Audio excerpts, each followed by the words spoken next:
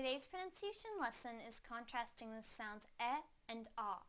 First, I will use each sound in a word. Then, I will put the words into a sentence so that you can hear them together with contextual clues. Please listen closely to the differences in the sounds.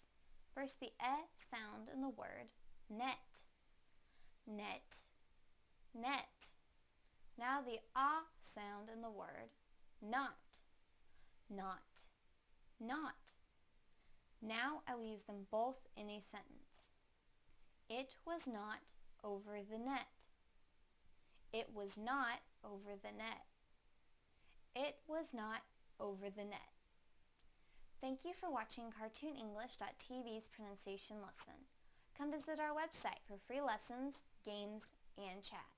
Bye!